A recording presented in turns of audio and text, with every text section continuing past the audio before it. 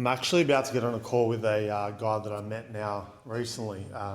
He's got a clothing brand and he's doing really well. So he started out drop shipping, but I had a look at his ad account and it is an absolute mess, right? So he has like 4 or 5 different campaigns per country, the same ads in different campaigns.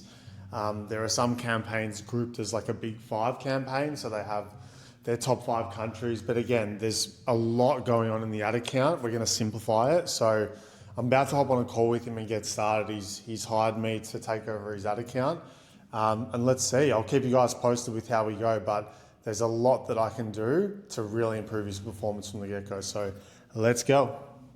So as you guys know, creative diversity is key and creative output, right? So a lot of people think that the best way to scale is just by adding 20% budget or 10% budget, you know, every couple of days, blah, blah, blah. But the truth is, guys, is that creative output is how you scale. So have a look at this. So this is just one of our shoots that we've done recently.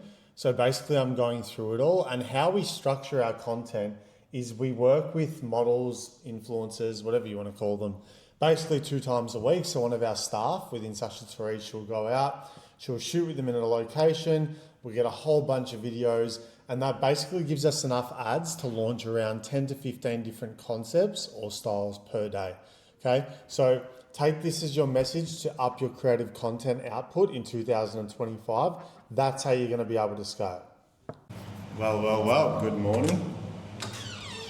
Let's get into the office now as always, 6 o'clock start.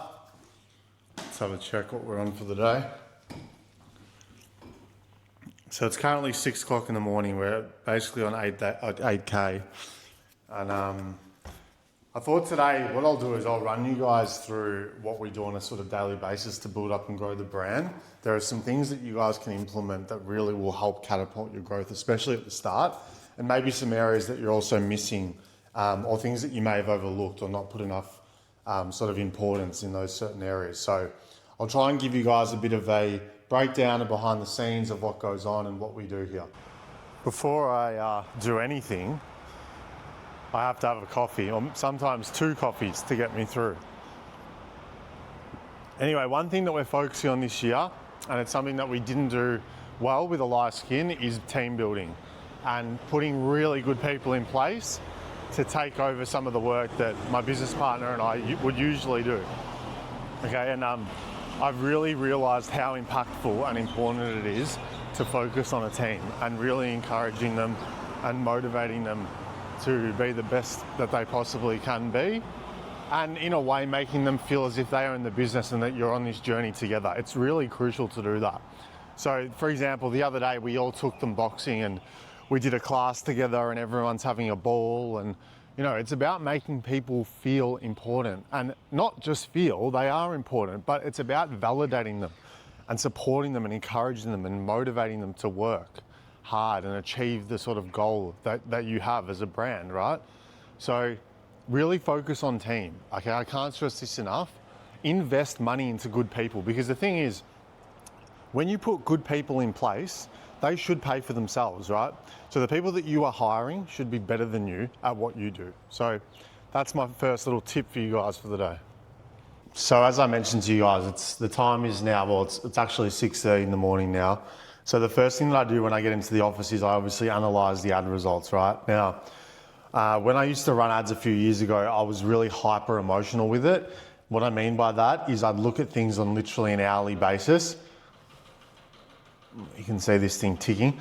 I used to look at things on an hourly basis, okay? And what that meant is that I would increase the budget, decrease the budget, switch on ads, switch off ads all the fucking time, right? Acting on emotion. And, you know, that's not the best way to go about things, especially when you're trying to build a business online, okay? So one tip for you guys is always set your date view on 7 days, okay? So if you're an emotional person, go here, okay? 7 days, that's where you should live, okay? Now, I wanted to give you guys a quick insight into how we're running our ads at the moment and how we're getting the most scale possible, okay?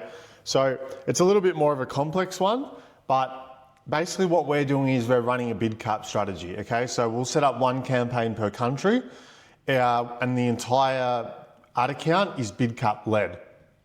The reason why we do this is because after running the brand for about a year, we know what our CPAs are, right? Now, what we're finding is that on the down days or days where there wasn't much demand, buying intent, we weren't really able to maintain a healthy level of ROAS, okay? So whether you're running cost controls or not, cost controls are better at protecting you on those down days and also leveraging days, there it goes again, also leveraging days where performance might be really good so that you can scale into it, okay? So as you can see here, at the moment, we have 1,299 ad sets in the account.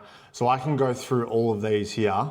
And basically what we're doing is we're running one ad per ad set. Now, the reason that we're doing this is because when I was running lowest cost, I found that one ad was taking up a lot of the spend. Now, for a brand that has a lot of SKUs, this is not a great thing, okay? Because it means that Meta is gonna push spend to that one ad, and then you're most likely gonna sell out of that product, and then the other products don't get much spend behind it.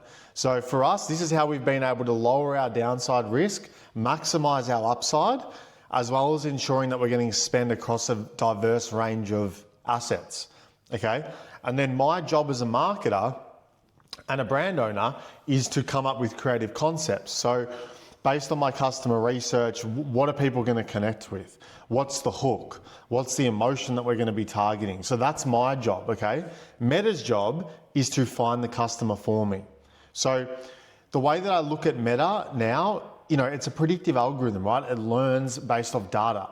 People that think they're smarter than Meta are delusional, okay? So, I see guys, they're trying to manually run their top of funnel. They're touching the account every 5 times a day. They're all over it. And in their head, they think, well, the more output I do in terms of touching everything, the better it's going to be, right? But sometimes it's not the case. Once you've got an account structure that works for you, your job is to your job is to create killer content, okay? That's where you're going to scale, creative output. So, we have at the moment about 580 active ads running. Now that's divided between a few countries, but creative output is important in 2025. You need to pump out creatives, test different angles. Don't just look at what other brands are doing and copy them. Your content creation should be backed by your product research and your customer research. That's how you're going to be able to formulate killer creatives.